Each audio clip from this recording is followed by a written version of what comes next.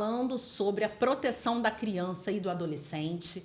E nada melhor do que ter, né, uma pessoa especializada, um jurídico, para poder estar debatendo essas questões com a gente. Principalmente a instituição que agora ele que é presidente da Comissão de Criança e Adolescente da OAB de Nova Iguaçu. Nosso Pod Mulher de hoje ele vai estar dividido em alguns blocos, bloco que vai até o número 4 e a gente vai debater aí, transcorrer sobre tudo o que acontece com as nossas crianças que vem impactar diretamente na vida familiar. Então, Pod Mulher fala sobre tudo, fala sobre saúde, educação, políticas públicas, políticas e também vamos falar hoje sobre criança. Então, fique ligadinho nesse episódio de hoje. Doutor Anderson Ávila, ele que é presidente da Comissão de Proteção à Criança e do Adolescente. Seja muito bem-vindo ao Pod Mulher, doutor. Agradeço imensamente a sua presença aqui com a gente. Enfermeira Karen, muito obrigado pelo convite, parabéns pelo podcast. De fato, levar informação, trazer conhecimento, deve ser o caminho daqueles que querem construir dias melhores, né? Como você acabou de falar, o podcast tem essa finalidade de debater políticas públicas. Eu espero que hoje a gente possa fazer um bom debate, esclarecer, tirar dúvidas, informar a população. Hoje eu estou vendo que tem uma comissão, né? A comissão agora que é recente em Nova Iguaçu, se eu não me engano, que eu tenho acompanhado, e a comissão da OAB em relação à questão da criança e do adolescente. Me fala um pouquinho sobre esse trabalho da comissão, doutor. Então, a comissão foi criada pelo nosso presidente, doutor Antônio Pádua, presidente da OAB aqui de Nova Iguaçu. Ela tem uma finalidade institucional de buscar criar elos. Eu sempre falo isso. Nós, da OAB, a nossa tarefa, o nosso papel é criar pontes. Pontes com o Ministério Público, pontes com o Judiciário, pontes com a Secretaria, ponte com a escola, com a sociedade. Então, a nossa finalidade enquanto comissão é buscar efetivar a proteção da criança e do adolescente em Nova Iguaçu. E um dado importante, infância e adolescente em Nova Iguaçu é um universo de 170 mil pessoas até os 17 anos, né? Então, é um universo que precisa ser protegido e dialogado com o poder público, né?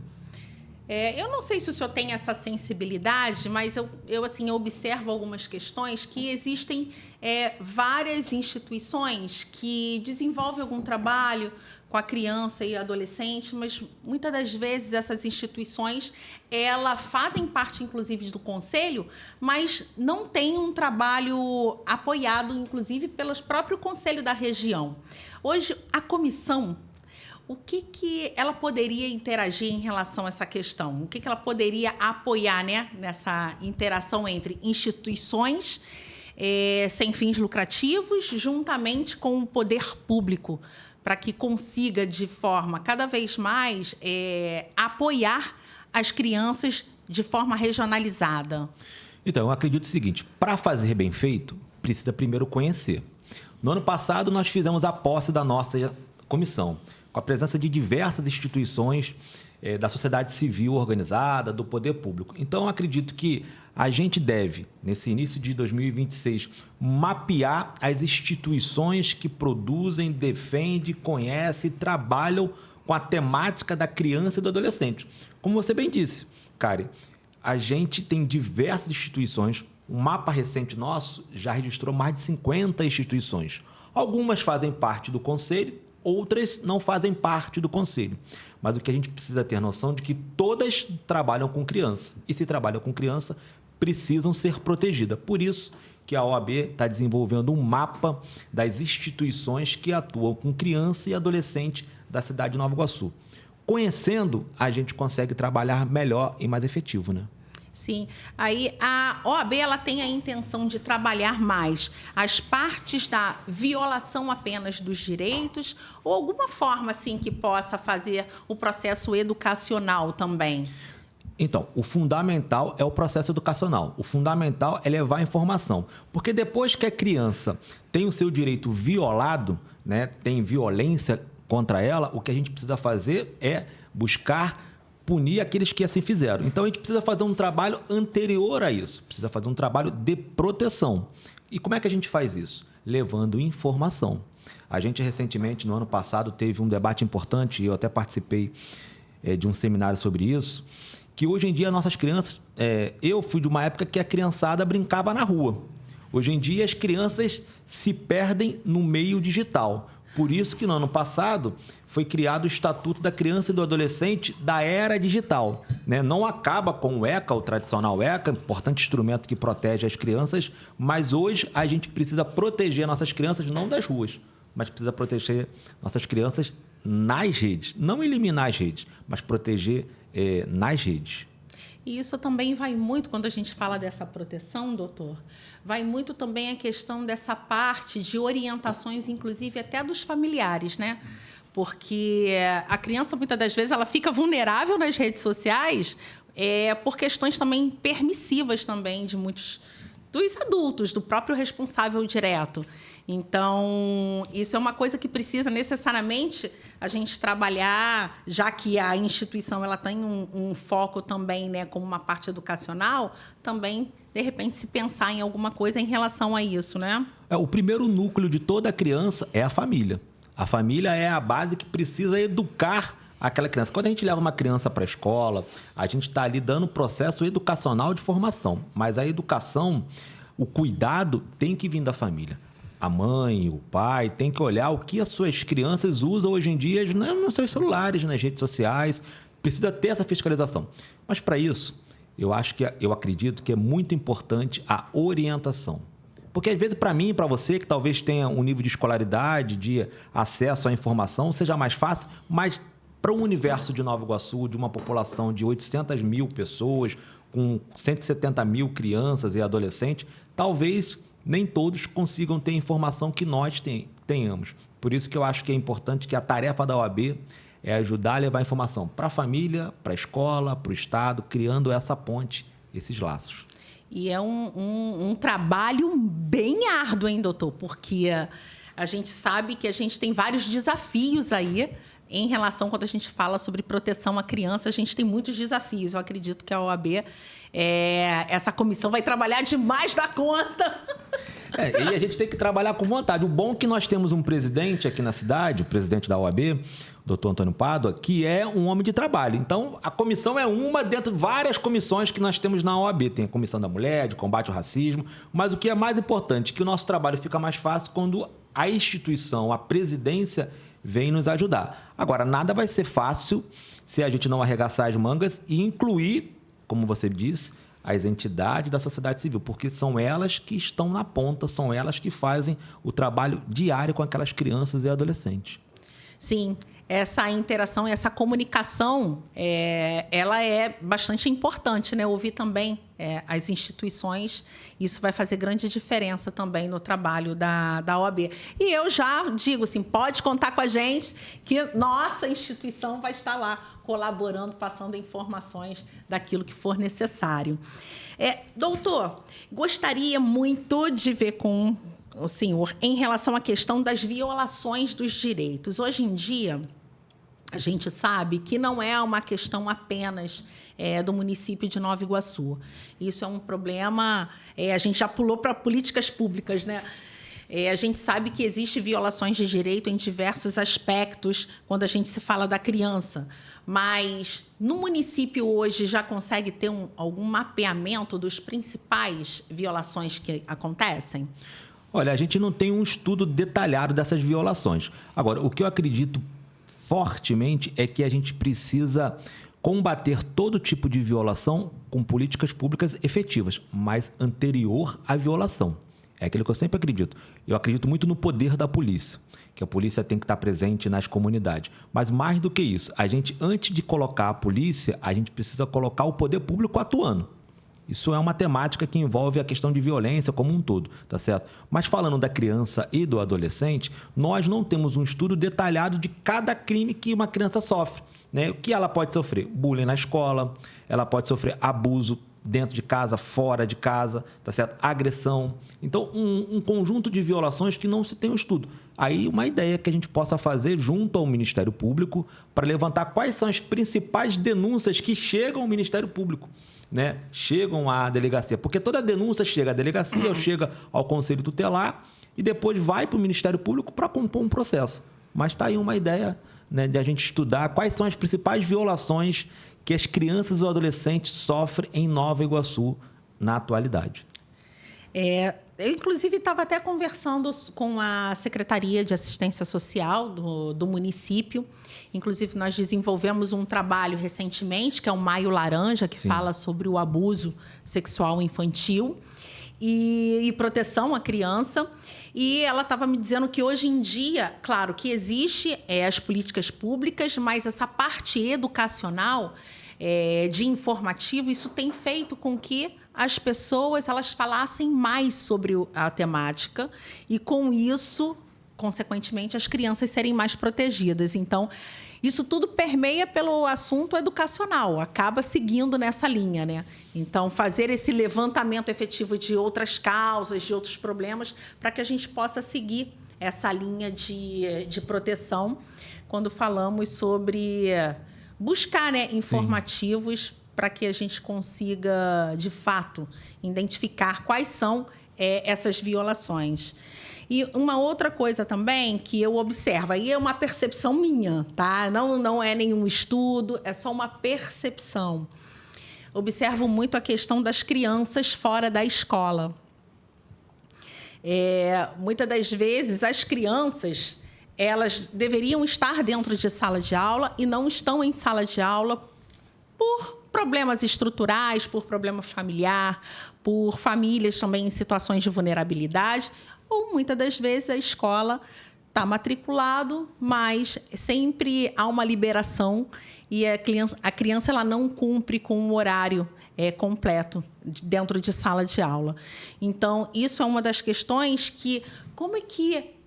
É uma percepção, porque eu sei que a comissão está chegando agora, mas como que a gente poderia estar pensando em algo, em trabalhar com essas questões da criança fora de sala de aula? Então, mas aí a gente tem que trabalhar, e essa percepção ela é real, né? Porque nós observamos várias crianças, às vezes, na rua, certo? Ou às vezes que não tem vaga numa escola, mas a gente sabe que no Brasil, pela lei, é determinante que as crianças tenham acesso à educação. E aí são dois caminhos. O primeiro é a família, que tem a obrigação de colocar. O segundo é a escola de matricular. Muitas das vezes, essa conjugação não se dá. Ou a família leva para a escola e a escola não tem vaga, ou a família não leva para a escola. Porque, às vezes, também a gente não pode só culpar o poder público, né? O poder público não tem vaga na escola. É uma obrigação do poder público fornecer acesso à educação à criança e adolescente, em Nova Iguaçu, como no Brasil todo. O que a gente precisa fazer, Karen, é justamente isso. Buscar, informar e esclarecer. Porque tem uma questão muito clara. Várias políticas que envolvem a vulnerabilidade, seja do governo estadual, do governo federal, do governo municipal, tem na educação a obrigação da criança estar matriculada.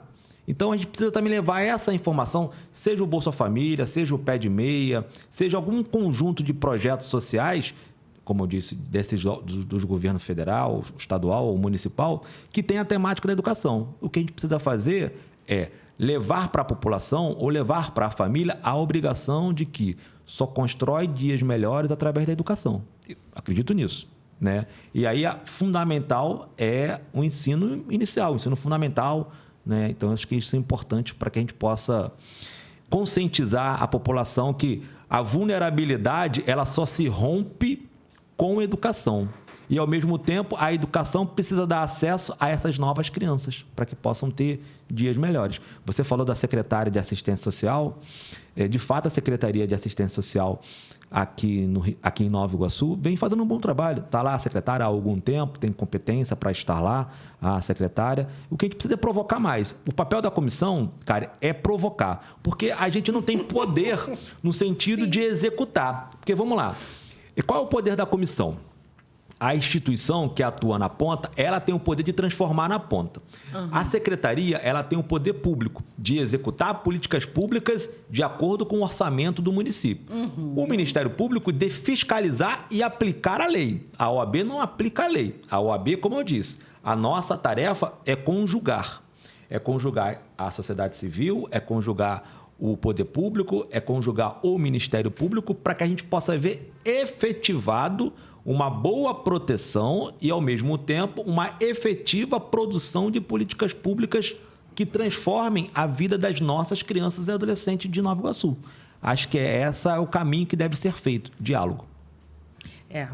E é importante, né? E a comissão ela vai fazer essa ponte que também vai ajudar muitas pessoas em relação a construir essa ponte de diálogo mesmo, que às vezes até falta de acesso de estar indo diretamente para poder buscar um apoio, a OAB ela pode estar contribuindo através das suas palestras. Eu acredito que vai ter as palestras educativas. E a comissão, na verdade, ela trabalha com o peso da OAB. Tá certo? Né? Não é o Anderson. Hoje é o Anderson que está lá presidente, é o Antônio Pádua que está lá presidente da OAB, mas a instituição OAB, Ordem dos Advogados do Brasil, é que tem essa missão de levar e fazer essa conjugação. Então, acho que isso é importante, porque quem está buscando a ponte é a OAB, não é o Anderson, não é a Karen, é a instituição, junto com a prefeitura, junto com a entidade, junto com o Ministério Público.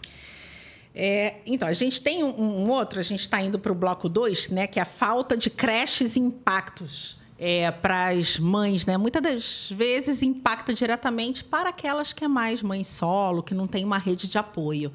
E a gente observa que o nosso município ele não tem uma rede que possa acolher um número de crianças que nós temos. E isso acaba impactando as mulheres de buscarem o mercado de trabalho. Então, a falta de vagas em creches públicas ainda, ela é uma realidade, não deixa de ser uma realidade. E como que isso poderia impactar diretamente nas crianças?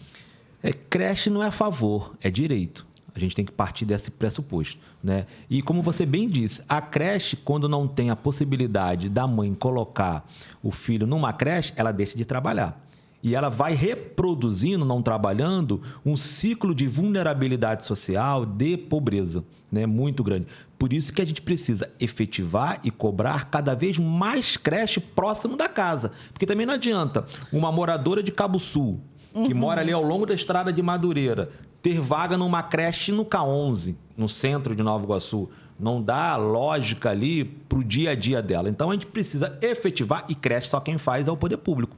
No caso, a prefeitura. Seja buscando apoio do governo federal, buscando apoio do governo do estado, mas é uma produção do poder público. Então, a gente precisa cada vez mais, cobrar ao poder público a efetivação de creche. Porque você bem disse, e eu falei, creche é um direito das mães. E quando eu falo das mães, da família. Claro que quando eu falo a temática de mãe, a gente está num pódio de mulher e tudo mais, eu sempre falo isso. A gente tem um estudo muito claro que a maioria, 70% das crianças, e eu sou advogado também da área do trabalho, quando tem separação, a criança fica com a mãe, não fica com o pai. Então, a gente sempre sabe da importância da mãe para a criação dos seus filhos. Não que o pai não tenha a sua importância, e eu não estou nem eu aqui generalizando, mas a creche ela vai atender uma política específica que, na maioria das vezes, recai como benefício, como proteção para as mulheres, para as mães. Né? Porque a porcentagem é um pouco maior, mas isso também se diz a mesma coisa, porque se o homem, o pai, ele tem a guarda do filho, como é que ele vai fazer também para poder sair e levar o sustento da sua casa? Então, isso também vale para os dois lados, né? A creche não é das mulheres, a creche é para o filho. É para o filho, é para o filho, para fazer com que vamos dizer assim, sim, o responsável direto possa ir buscar o sustento da sua família. Então, isso é um dos problemas que a gente vivencia muito grande. Isso que você acabou de falar é uma realidade muito. Você contou uma realidade de situações que a gente vive, né, e observa, e é o que muito das mulheres, porque como eu trabalho com elas, trazem para a gente, sobre a dificuldade de poder tentar buscar algo melhor para poder, por causa do cuidado diretamente com a criança. Não, e você só me permite te cortar, desculpa. Sim. Tem a rede de apoio, né? Nem toda família consegue criar uma rede de proteção e apoio para a criação do seu filho ou da sua filha, né? Eu sou pai, tecnicamente recente, né, de 6 anos, e a gente só descobre na prática, né, que a rede de apoio, seja do avô, seja da avó, seja da tia, é importante. E a creche vem ser uma rede de apoio do poder público. Quando a mulher, quando o homem, quando o responsável tem a possibilidade de matricular seu filho numa creche pública, né, E ela sobra mais tempo para poder investir em outras áreas que vão dar retorno para a família dela, vão dar retorno, inclusive, para a sua filha, para o seu filho. Então, essa rede de apoio, como você acabou de dizer, ela é importante. E a creche entra nisso, porque nem toda família consegue ter uma rede de apoio que possa possibilitar a mulher, e aí vamos trabalhar com essa temática da maioria, e buscar um trabalho, né? Então, hoje, até vou falar para vocês como é que foi minha rotina hoje. Minha rotina hoje foi: minha filha está trabalhando, meu netinho hoje estava em casa, e o que a gente precisou fazer? Igual uma loucura, eu precisava trabalhar, ela também, então a gente teve que fazer. A pessoa, que a gente, graças a Deus, tem uma rede de apoio, não pôde ir, mas o que a gente fez? Trabalhar com a criança, assim como eu sei que você está aqui. Olha, gente, ele está aqui, e a filhinha dele está no estúdio, lá, ó, aguardando. Então, isso é uma rede. Então, nós temos essa possibilidade da gente nos articular. Mas e aquela mulher que não tem? É isso que eu estou dizendo. Um exemplo, um trabalho que ela possa ir, vai trabalhar no centro da cidade. Se ela não tiver um local para poder deixar a sua criança, como é que vai ser? Ela não vai trabalhar. Não, e vamos ser honestos, né? No caso, eu sou autônomo, então eu trabalho, nesse momento, para mim mesmo. Então, eu posso estar hoje com a minha filha ali, porque a minha esposa é funcionária pública, ela sai 5 horas do trabalho. Então, eu falei, não, eu tinha uma audiência de manhã, tinha uma audiência de tarde, ela começou hoje na escola, eu falei, não, você vai para a escola, depois você vai para casa, você dorme um pouquinho, depois você vai participar de um podcast comigo, você vai, ela até brincou, eu vou falar alguma coisa, por exemplo, você não vai falar nada, que ela é tímida, você só vai estar lá presente lá, tá certo? Mas é isso que você deu um exemplo fantástico. O que é a rede de apoio? Quando não se tem a rede de apoio, entra o papel da creche, que a creche é uma rede de apoio pública, vamos assim dizer. E aí vamos falar, mas nem todo lugar tem. É um direito da população ter a creche, tá certo? Por isso que é importante a gente cada vez mais cobrar, eleger políticos e vereadoras e vereadores que têm esse compromisso com a família. Com a família no sentido de buscar estruturar, porque quando você tem uma creche pública próximo da onde você mora, isso facilita muito a vida da mulher, do homem, da família como todo, e até da criança, porque a criança se socializa, tá certo?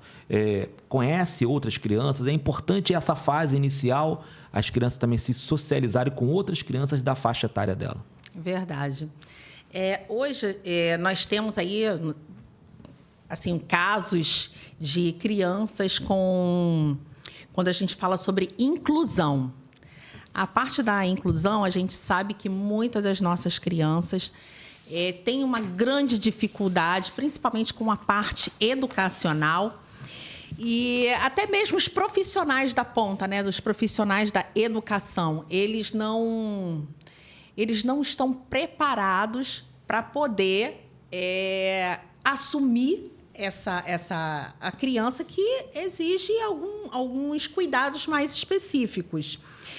A gente tem o caso da mediação escolar, que, na realidade, também não atende. A gente não tem um número suficiente de mediadores dentro de uma sala de aula.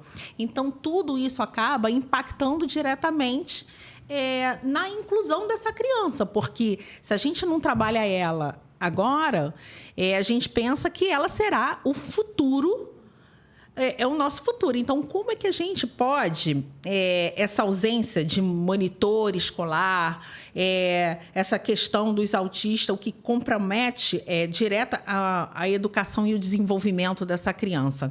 Como você pensa sobre isso? Olha, como você acabou de falar, a ausência de monitor escolar para trabalhar essas crianças que têm essa necessidade especial e que precisam, compromete toda uma vida e compromete a escola como um todo. Por isso que é importante. E a gente tem uma legislação, que é a Lei 12.764, que faz essa proteção, porque essa legislação, ela não é uma legislação isolada, ela é uma política nacional que busca trabalhar esse envolvimento entre os 3 entes públicos, a União, o Estado e o município. Então, a gente precisa cada vez mais efetivar. Precisa cobrar concursos públicos, porque não basta ter um monitor para a escola. É preciso ter quantidade de monitores adequados para aquela quantidade de escola necessária. Então, a gente precisa, e acho que o papel de podcast como esse, da OAB, é cobrar do poder público, porque quem faz isso é o poder público, tá certo? Mas na minha escola não tem, o poder público não quer fazer. Aí vai forçar a lei. É aquilo que eu sempre falo. Se não consegue no diálogo, vai através da lei. Vai através de um processo, vai através de uma cobrança que obrigue o poder público a efetivar a presença de um monitor. E que a gente sabe que a presença de um monitor faz toda a diferença na vida de uma criança. Eu defendo uma tese de que as crianças têm que ser incluídas, né? Como um todo. Não tem que ter uma escola destinada só às crianças que possuem o espectro autista, né? As crianças têm que estar envolvidas como um todo, mas também eu entendo que precisa de ter monitores especializados para tomar conta, para orientar, para ajudar, para conduzir o processo dessas meninas, desses meninos, no dia a dia dentro da escola. E eu vejo assim, o fato de ter monitores, até os professores também eles precisam estar mais preparados, porque não existe, muitos deles ainda não têm uma capacitação para que também possa lidar com isso em sala de aula. E a gente vivencia até recentemente, porque o meu neto, ele é autista.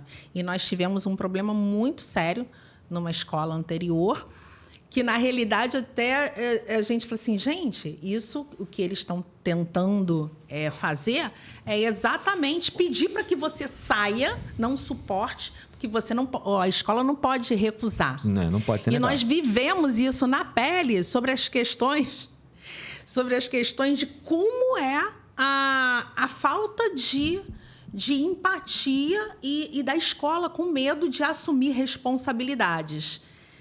Responsabilidade de ter um monitor, porque é uma escola privada, não vai querer arcar com os custos. Então, assim, e eu vejo isso aconteceu com a gente, e olha que a gente tem consciência dos direitos, mas muitas das vezes a gente fica até com receio. Quando é com a gente fica até com receio, porque, se eu tirar da escola, como é que vai ser? Então, acaba tentando contornar. Mas foi um ano letivo, ano retrasado, assim, muito difícil, onde a gente realmente sofreu com... Como é que se fala, gente? Com a discriminação. Então, eu vejo muito a falta de preparo das instituições, a falta da fiscalização, o relatório que se tem escolar, muitas das vezes jogam a responsabilidade para os responsáveis. Então, assim, existe algo que...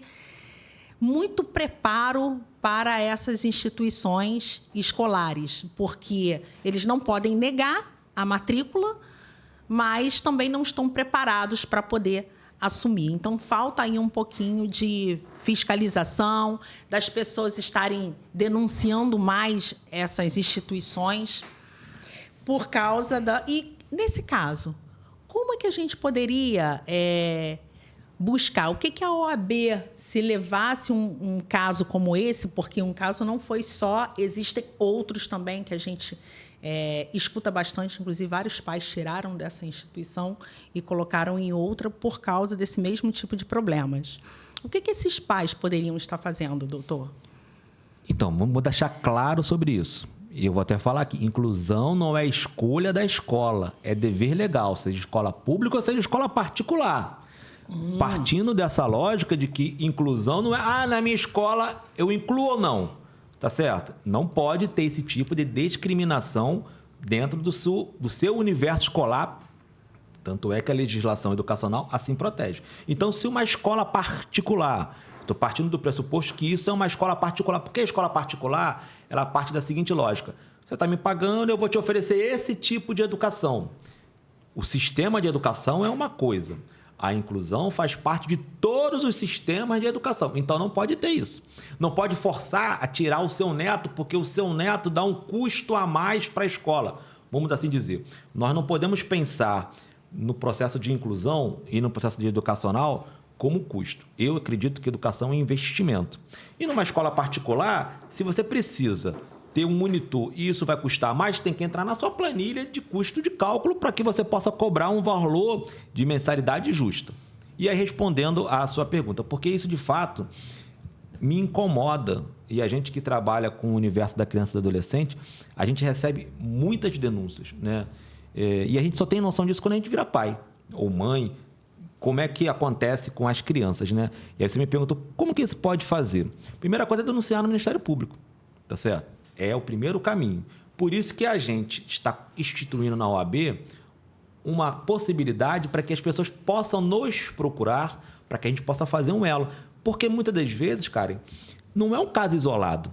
Se for um caso coletivo, fica mais forte da OAB e junto ao Ministério Público cobrar daquela determinada escola. Enfim, eu acredito muito nisso, que a cobrança, a fiscalização é papel nosso. Tá certo? A execução é papel da escola, do poder público. Mas a nossa tarefa é justamente essa. Recolher esses casos, somar força com eles para que a gente possa juntos efetivar e mudar a vida daquela criança, daquele pai, porque muitas das vezes aquela escola está ali próximo da sua localidade, não tem uma outra escola. Então, a escola tem que trabalhar com essa mentalidade.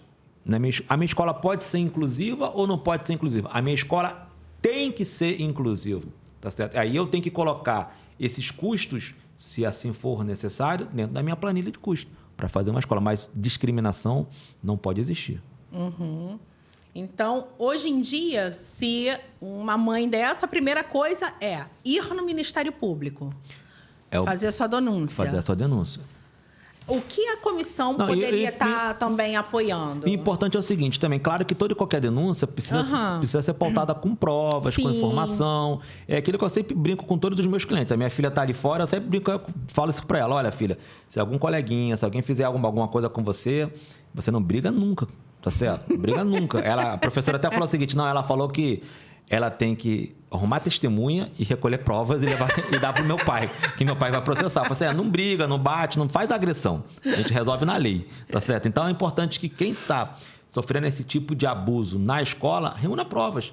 Mensagem de WhatsApp, a escola discriminando, filmagem, fotografia, tudo aquilo que vai proteger o seu filho e a sua filha, né? E aí, respondendo a você, a OAB, ela tem que estar de portas abertas. A gente também recebe denúncias, né? Então, se eu quero fazer uma denúncia, eu não consigo chegar no Ministério Público. Pode procurar a Comissão da Criança e do Adolescente, que a gente vai ajudar a instrumentalizar esse tipo de denúncia. Às vezes, muitas das vezes, precisa até de uma orientação, né? Um exemplo, essa informação que você está trazendo, você vai responder várias pessoas que passaram também pelo mesmo problema. Você já está condicionando aí como a pessoa deve agir. Isso já é uma dica do Pode Mulher aí, ó, com o doutor Anderson Ávila. Não, e eu coloco aqui à disposição a Comissão da Criança e do Adolescente, um pedido aqui do Pode Mulher, da enfermeira Karen, justamente para recepcionar toda e qualquer denúncia que envolva criança e adolescente na cidade de Nova Iguaçu, que envolva escola, que envolva família,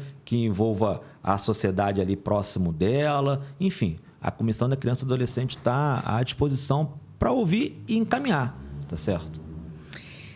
Doutor Anderson, tem uma outra temática também, que é uma das questões assim, que eu vejo que sofre muito grandes impactos na saúde mental das nossas crianças, dos nossos jovens, que fala muito sobre a questão do bullying. Bullying é uma coisa assim, muito comum, muito corriqueiro, que acontece dentro das instituições escolares, né? Como a gente está falando aqui de criança e adolescente. E hoje em dia, como a gente pode lidar com essa questão do bullying? Eu, como mãe, identifiquei a questão do bullying, o que está acontecendo. Essa criança, o meu filho, trouxe para mim uma questão do que ele está sofrendo em sala de aula. Como é que a gente pode trabalhar isso? Olha, primeiro que o silêncio da escola machuca. E como você bem disse, o silêncio machuca e machuca não só de forma violenta, machuca de forma psicológica. É responsabilidade da escola cuidar daquelas crianças que estão sob sua guarda, seja escola pública, seja escola particular. Então, o primeiro papel, se uma mãe identificar que seu filho, sua filha sofrem bullying, é procurar a escola e relatar esse caso.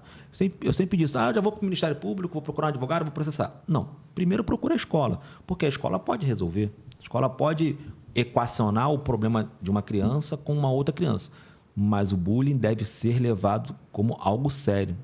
E a responsabilidade é total da escola em buscar coibir a prática de bullying que as crianças possam sofrer. Então, o primeiro passo é que se uma mãe, se um pai identificar que seu filho, sua filha estão sofrendo bullying, é procurar a direção da escola e relatar o que está acontecendo com seu filho. Eu sei que às vezes muitos deles são pequenininhos, né, não sabem muito bem dizer, né, mas precisa ter essa finalidade de que entender que a responsabilidade da escola é combater o bullying e terminar com o bullying, tá certo? Não pode ser, não, eu já falei com um garotinho que não vai fazer, não. Ela tem que ter uma política efetiva para coibir e não deixar praticar bullying nas suas escolas. Como eu disse, o silêncio da escola vai machucar mais do que o silêncio da família.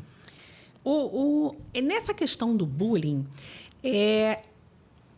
o adolescente que comete o bullying, os responsáveis também seriam... os pais seriam também os responsáveis diretos, já que isso também tem uma ação conjunta, comportamental, e isso juridicamente também acabaria influenciando também nos pais? Com certeza, porque a gente está ali trabalhando com o universo e aí precisa fazer uma diferenciação. O bullying daqueles praticados por menores de 18 anos. Aqueles que efetivamente possa sofrer ou praticar bullying acima de 18 anos já tem uma outra legislação específica. Uhum. Mas a legislação, e aí sobretudo criança de ensino fundamental, do ensino médio ali, que tem menos de 18 anos, os pais podem ser responsabilizados pela prática daquela violência que o filho dele, que a filha dele praticou com um terceiro. Porque o bullying não é só a violência, e é importante deixar claro isso, o bullying não é só a violência física, a violência psicológica, a violência digital também é necessária, porque eu tenho 46 anos, não tinha, quando eu era jovem, tinha bullying, tá certo? Mas não tinha essas formas de propagar o bullying, tá certo? Hoje em dia, a propagação é muito maior no meio digital do que efetivamente numa violência física. Então, a gente precisa também ter essa clareza. Pegaram uma foto da minha filha, pegaram uma foto do meu filho, fizeram uma alteração nela de forma digital, e publicaram numa rede social. Isso pode ser, inclusive, punido judicialmente. Então, o papel do pai é de orientar. Então, fique claro, bullying é violência física, violência digital, que é a mais praticada hoje em dia, e a violência psicológica, tá certo? É importante que a família tenha essa noção de que o seu filho sofre, mas se também praticar, a família pode ser punida. É importante, porque geralmente a gente busca a criança que sofre o bullying, geralmente os pais vão buscar, a escola vai tentar intervir diretamente com o responsável da criança, e se isso não resolver, essa informação é importantíssima que você, né, papai, mamãe, o responsável direto, pode ser penalizado por isso, conforme as orientações aqui jurídicas do doutor. Não, e tem um exemplo, lá no nosso escritório, aí não tem a ver com o conselho, a comissão em si, mas no nosso escritório tivemos um caso parecido com isso. Um adolescente de 15 anos agrediu um outro de 14 anos. E ao agredir esse outro de 14 anos, ele quebrou o braço e a perna. Esse menino de 14 anos. O menino de 14 anos que sofreu um acidente ali, né, ele tinha uma vulnerabilidade social, não tinha plano de saúde, né, então teve que ter um atendimento com mais cuidado e ele teve custo, né, teve custo médicos e tudo mais. E a família nos procurou e a gente moveu uma ação para que a família do outro pague o custeio médico daquele. E assim foi feito. O juiz já determinou não só o custeio do dano material, remédio, médicos, operações, como também o juiz ainda determinou o pagamento de dano moral para aquela família que assim sofreu. Então, é uma coisa séria. Esse processo gerou em torno de R$20 mil. Tá certo? Então, olha, uma brincadeira que para um pode ser uma brincadeira, mas para o outro, né, é aquilo que eu sempre falo. Toda brincadeira que machuca o outro não é brincadeira. Então, a gente tem que ter essa noção. E aí precisa a gente educar e trabalhar com os nossos filhos, adolescentes, jovens, né, do seu papel e das suas ações, que a sua ação pode prejudicar a família como um todo. Nossa, mas essa informação que você está trazendo é importantíssimo, que muitos pais acham que quem tem que resolver é a escola. A escola, ela até certo ponto, mas ela depende também das ações dos familiares. Então, isso que você está trazendo, nossa, informação privilegiada, importante também. Doutor, a gente está indo para os nossos encerramentos e antes eu gostaria que você deixasse o que a gente pode esperar da OAB, da comissão, o que pode agregar aí. Deixa uma mensagem para a gente, para as pessoas que estão assistindo a gente. Cara, primeiro agradecer o convite, né, parabenizar pelo podcast. Nós que estamos em Nova Iguaçu, mas a gente sabe que o podcast, como está numa rede virtual, fala para todo o Brasil, para todo mundo. Então, a informação que está numa cidade é a mesma informação que pode ser utilizada numa outra cidade. Mas falando aqui do nosso miúdo, Nova Iguaçu, a OAB de Nova Iguaçu está de portas abertas para a população da cidade. Claro que a temática minha lá é a criança e do adolescente, mas nós temos um conjunto de comissões que dialogam com toda a sociedade. E eu tenho certeza que o nosso presidente sempre assim fala, que ele brinca, que a OAB está de portas abertas, né? A criança e o adolescente têm que ter proteção legal. Nós somos 170 mil crianças e adolescentes na cidade de Nova Iguaçu. O papel da comissão é ajudar a construir pontes entre o poder público, a sociedade civil, entidades e, mais do que isso, hoje nós temos o poder nas redes sociais. O seu podcast, ao trazer pessoas aqui para dialogar sobre a cidade, também está levando informação, né? Então, é importante a gente ter clareza de que a Comissão da Criança e do Adolescente está aqui de portas abertas. Nosso telefone, a enfermeira Karen, tá certo? Gente, de ser doutora também, né? Que cuida ali, né? A enfermeira Karen tem aqui o contato, pode disponibilizar o nosso telefone para que a gente possa dirimir dúvidas, esclarecer e levar informações. Estamos abertos para qualquer escola, qualquer entidade para promover palestra, promover conhecimento, totalmente gratuito. A gente só precisa se organizar. Então, a mensagem que eu posso dizer é isso. A OAB de Nova Iguaçu está aberta para as instituições, para as crianças, para os adolescentes, para as creches, para aqueles que querem construir dias melhores para as nossas crianças, para que as nossas crianças não sejam só o nosso futuro, também possa ser o nosso presente de qualidade, né? Verdade. Doutor, muito obrigada. E esse Pode Mulher, ele vai ficar gravado nos nossos canais e peço você sempre para clicar lá, assistir e também se inscrever no canal. Então, Pode Mulher é isso, é informações, é educação, principalmente porque mulher pode mulher.